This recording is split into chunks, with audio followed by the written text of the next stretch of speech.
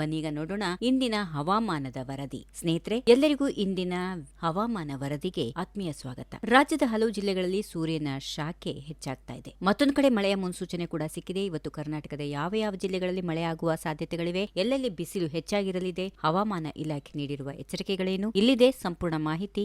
ಈ ವಿಡಿಯೋದ ಮೂಲಕ ನಾವು ನಿಮ್ಮ ಮುಂದೆ ಇಡುತ್ತೇವೆ. ವಿಡಿಯೋವನ್ನ ಕೊನೆಯವರೆಗೂ ನೋಡಿ. ಮೊದಲನೇದಾಗಿ ಕರಾವಳಿ ಜಿಲ್ಲೆಗಳ ಬಗ್ಗೆ ನೋಡೋದಾದ್ರೆ, ದಕ್ಷಿಣ ಕನ್ನಡ ಮತ್ತು ಉಡುಪಿ ಜಿಲ್ಲೆಗಳಲ್ಲಿ ಇವತ್ತು ಗುಡುಗು ಸಹಿತ ಸಾಧಾರಣ ಮಳೆಯಾಗುವ ಸಾಧ್ಯತೆಗಳಿವೆ ಹೀಗೆಂದು ಹವಾಮಾನ ಇಲಾಖೆ ತಿಳಿಸಿದೆ. ಉತ್ತರ ಕನ್ನಡ ಜಿಲ್ಲೆಯಲ್ಲೂ ಕೂಡ ಮೋಡ ಕವಿದ ವಾತಾವರಣ ಇದ್ದು ಸಂಜೆಯ ವೇಳೆಗೆ ತುಂತುರು ಮಳೆಯ ನಿರೀಕ್ಷೆ ಇದೆ. ಇನ್ನು ಮಲೆನಾಡು ಭಾಗದ ಶಿವಮೊಗ್ಗ, ಚಿಕ್ಕಮಗಳೂರು, ಹಾಸನ ಜಿಲ್ಲೆಗಳಲ್ಲಿ ಕಳೆದ 2 ದಿನಗಳಿಂದ ಅಲ್ಲಲ್ಲಿ ಮಳೆಯಾಗುತ್ತಿದ್ದು ಇವತ್ತು ಕೂಡ ಗುಡುಗು ಮತ್ತು ಸಿಡಿಲಿನಿಂದ ಕೂಡಿದ ಮಳೆ ಮುಂದುವರಿಯುವ ಸಾಧ್ಯತೆಗಳಿವೆ. ಮಲೆನಾಡಿನ ರೈತರು ಕೊಯ್ಲು ಮಾಡಿದ ಬೆಳೆಗಳ ಬಗ್ಗೆ ಜಾಗರೂಕರಾಗಿರಲು ಸೂಚನೆ ನೀಡಲಾಗಿದೆ. ಉತ್ತರ ಕರ್ನಾಟಕದ ಭಾಗದಲ್ಲಿ ಬಿಸಿಲಿನ ಪ್ರತಾಪ ಜೋರಾಗಿದ್ರೂ ಕೆಲವು ಜಿಲ್ಲೆಗಳಲ್ಲಿ ಮಳೆಯ ಮುನ್ಸೂಚನೆ ಇದೆ.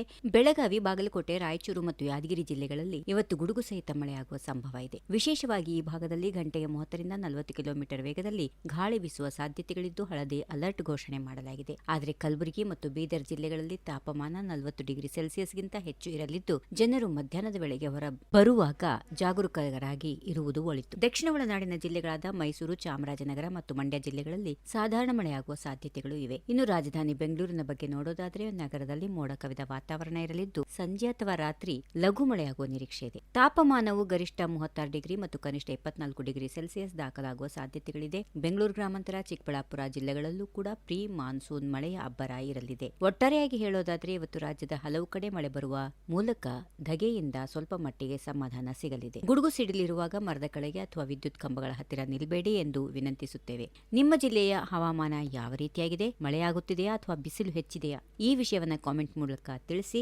ಇಂತಹ ಹವಾಮಾನ ಅಪ್ಡೇಟ್ಗಳಿಗಾಗಿ ನಮ್ಮ ಚಾನೆಲ್ ಅನ್ನ ಸಬ್ಸ್ಕ್ರೈಬ್ ಮಾಡಿಕೊಳ್ಳಿ. ಹಾಗೆ ಈ ಮಾಹಿತಿಯನ್ನು ನಿಮ್ಮ ಸ್ನೇಹಿತರೊಂದಿಗೆ ಹಂಚಿಕೊಳ್ಳಲು ಈ ವಿಡಿಯೋನ ಲೈಕ್ ಮಾಡಿ.